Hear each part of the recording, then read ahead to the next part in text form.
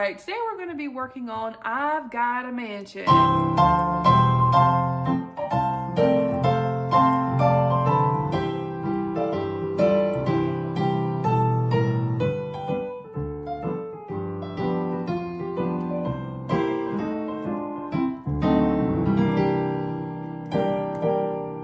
Alright, so what we're going to do is we're going to learn this in the congregational style. We're going to be in the key of C. I'm going to give you some basics of things to work on first, and then I'm going to give you some fill-ins that you can use. So first off, when I play this, I don't use just an octave and a chord, okay?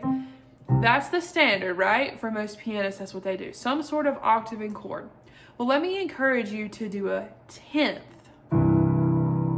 So what it is, it's the interval of a tenth, so they're 10 notes apart.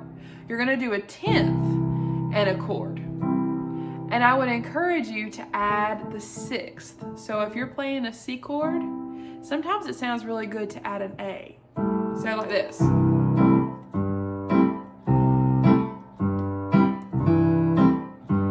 Now you'll notice what I did right there. I just rolled my tenth. Now usually I'll do a C and an E, and I'll put a G in between.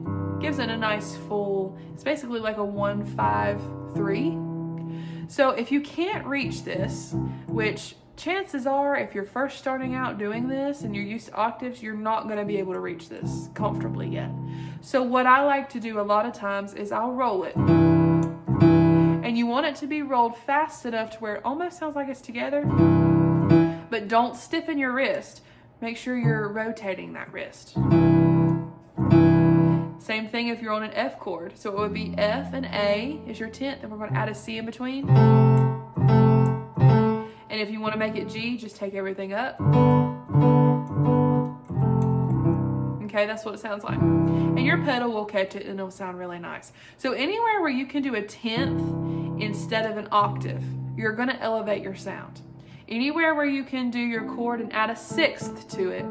And let me give you a rundown on a six. If you're doing a C chord and you want to add a 6, 1, 2, 3, 4, 5, 6, you're going to add an A to your chord. Okay, if you're F, 1, 2, 3, 4, 5, 6, you're going to add a D. Mansion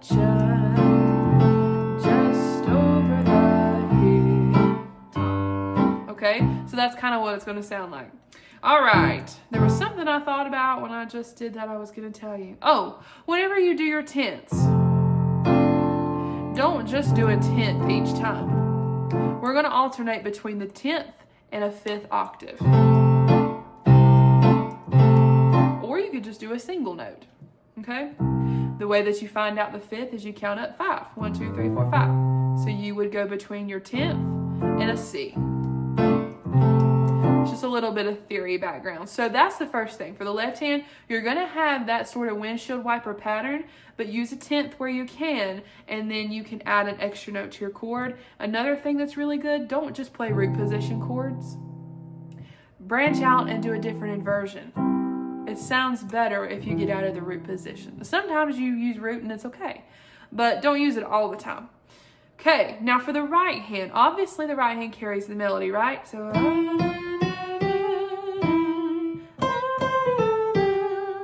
and that sounds great. But by itself, it's a little bit boring, right? So here's how you can fix that without even adding any licks or anything yet. If you'll just double your melody. So play it as an octave. And make sure you're keeping your hand. Do you see how my hand's like just dead? It's dead weight. You don't want to be stiff. It's going to hurt. Keep it dead weight, okay?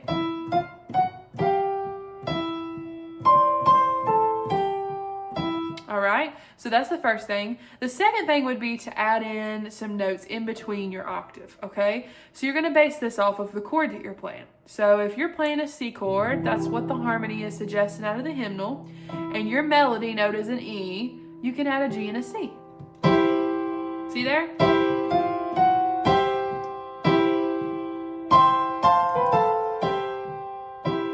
Now, that's easy to do on your quarter notes and your half notes and your whole notes. When you start getting into eighth notes,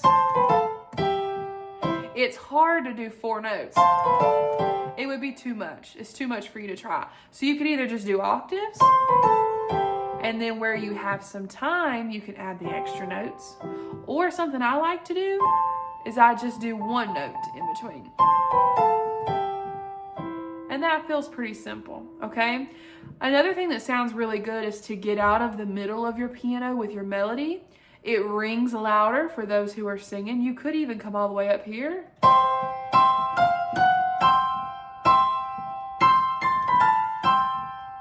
And then maybe you can come down a little bit.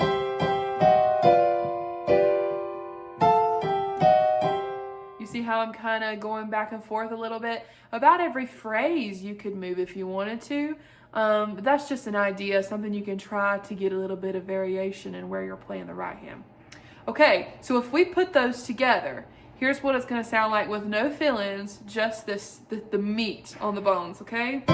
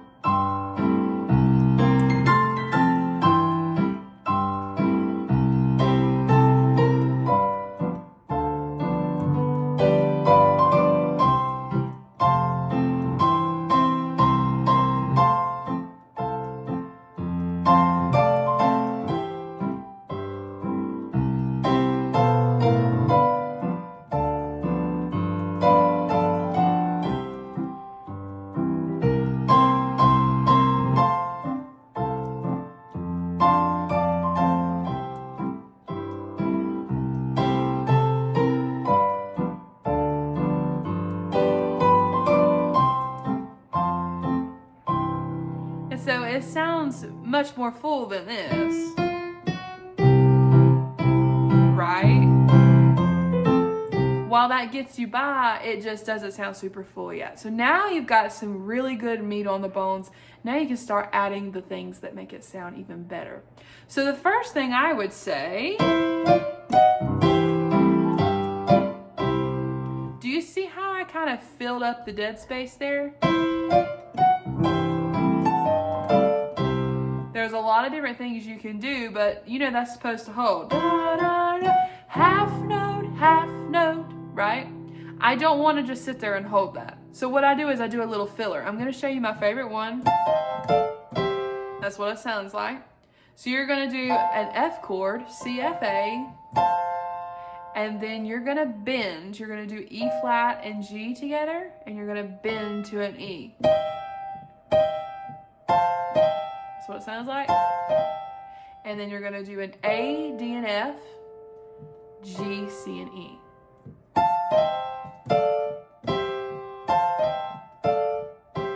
Okay, that can be your filler. So,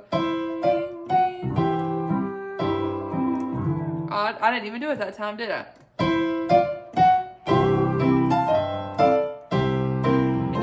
Going right along, so you've got to get right back into the song after the lick, so you got to be careful with that, but that's a good place for that.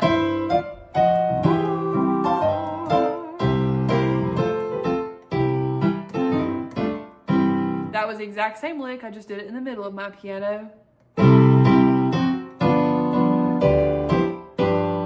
There's another short little lick. What I do is I just walk it to the next interval.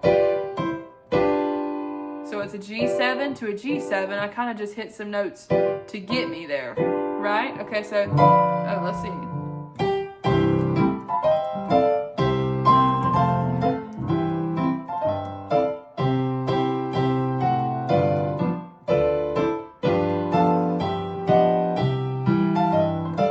Same thing there.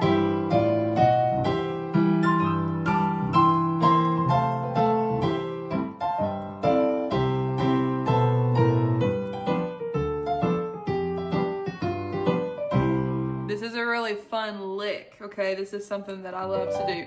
It doesn't mess your singers up either. Here's how you're going to play it. We've learned this before on the Gold membership, but here it is again.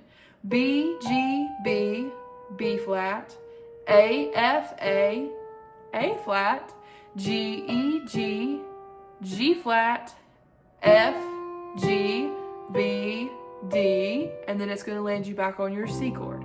So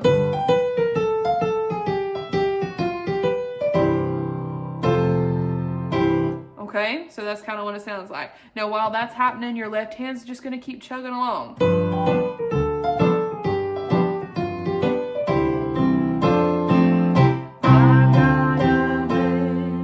So here's a good walk up. In the left hand, you're doing octave, C, D, E, F.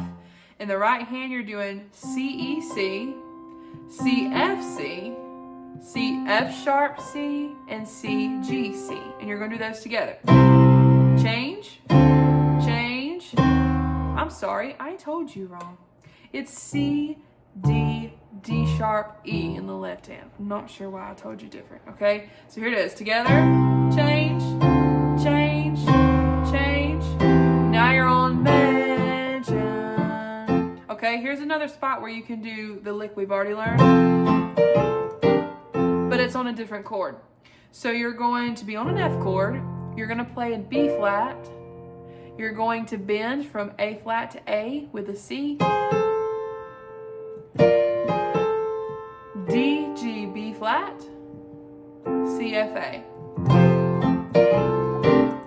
And then you're going to keep going. Just over the hill, live and right land where we'll never grow old. Okay, there's a lick we can try. Okay, here's what it sounds like, or here's what it looks like. D, D sharp, E, G, A, C. And you're going to repeat the same thing. D, D sharp, E, G, A, C, D, D sharp, E, G, A, C. By the time you get up here somewhere, depending on how fast you make the lick, you're going to be on an F chord for the next part of the chorus. So here we go. Let's do the chorus.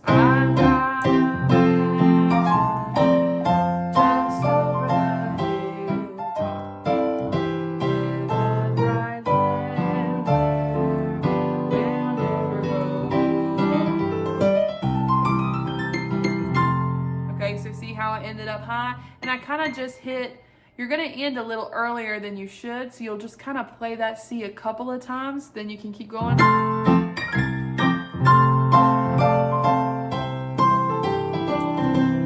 There's another simple one. C, A, G, E, D, C, C. You can do it as octaves. And then you can keep going.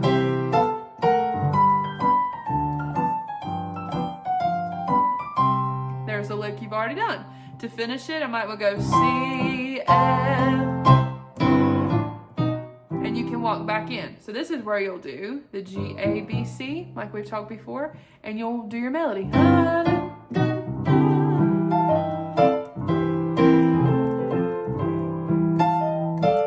Okay, so there's your fillers. There's a good bass. Now you should be able to get this practiced up and use it for a congregation to sing with. I hope you enjoyed this video, and I'll catch you in the next one.